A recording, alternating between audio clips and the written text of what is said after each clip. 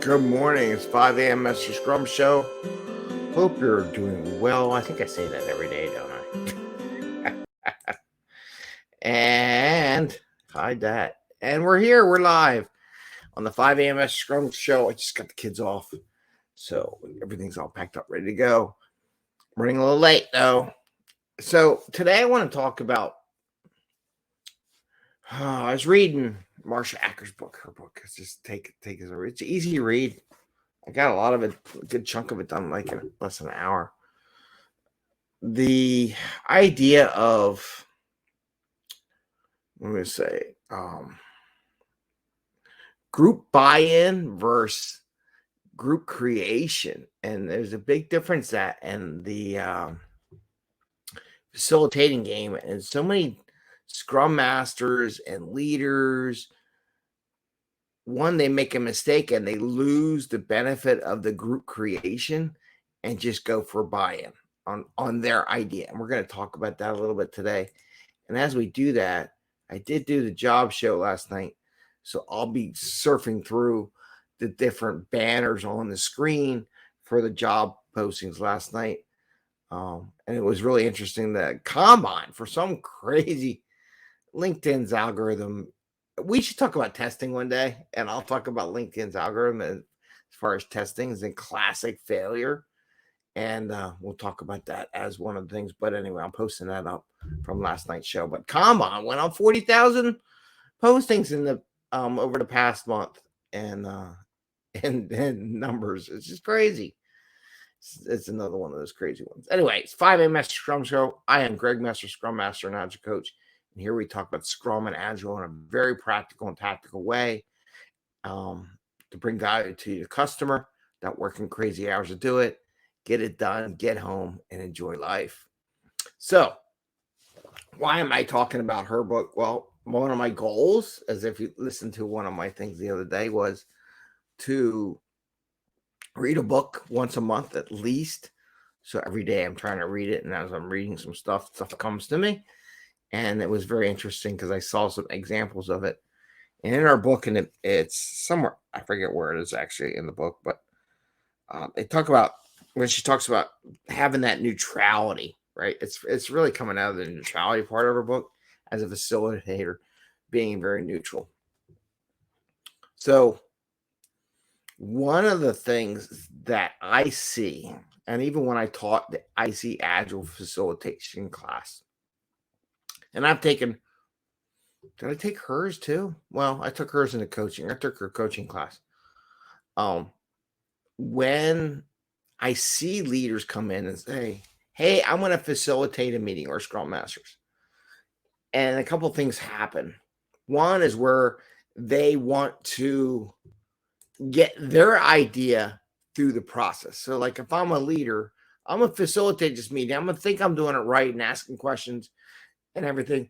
But the leader is providing, this is my outcome, and I just want you to buy into it in the end. So they do votes, they talk about it, but this is what I think I'm going to do. Or the facilitator puts themselves into the discussion where the team is talking about problems they're having and solving those problems. And they would say, well, I think you got enough information now, or I think that's the right answer, so we're going to go with that and go to the next stage. See the words I'm using, where I think that is the right answer.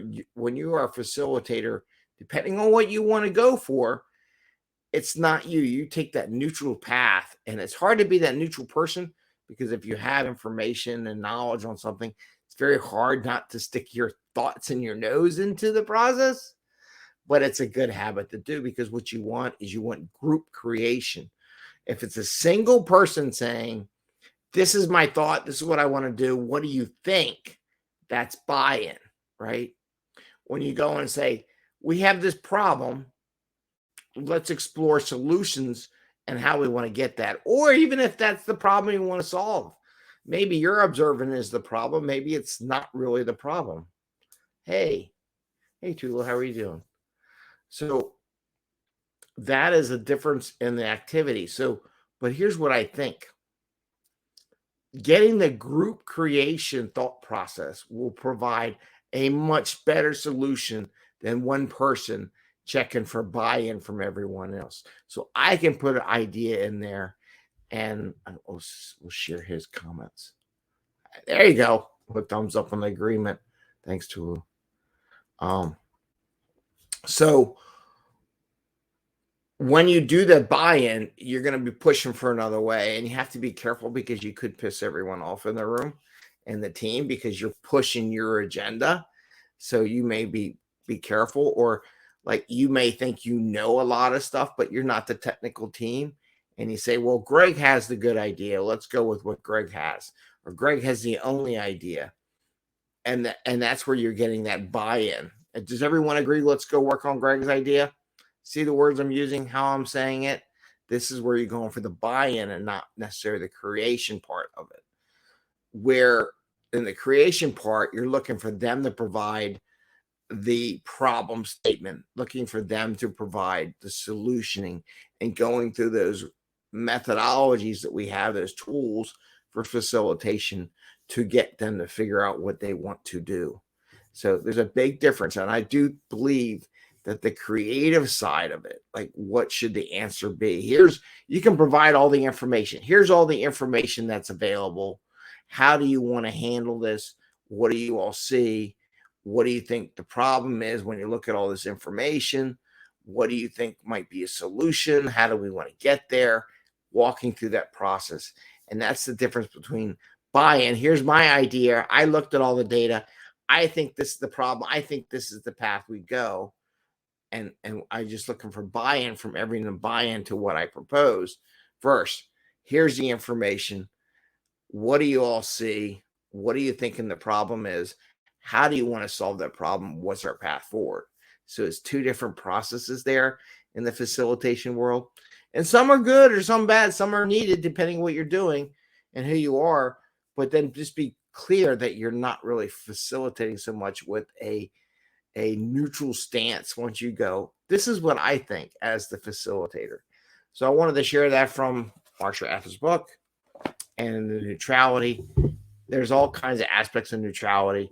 And I've seen people would come into class, really good leaders, but then they'd come off, go, well, I wanted to propose this idea to my team, and I'm going to facilitate it, and I'm going to guide them into the direction which I want to go.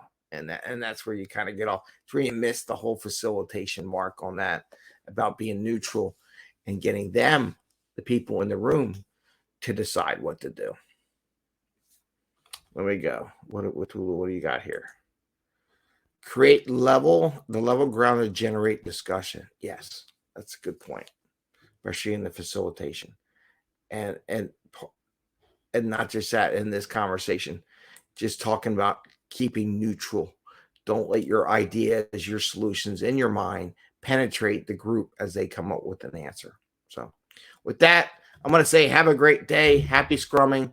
See you tomorrow. Did post up that jobs posting last night, so that's up there. Ooh, got to sneeze. And I wish you all a great day, healthy day, and we'll see you tomorrow. Take care. Bye. See ya.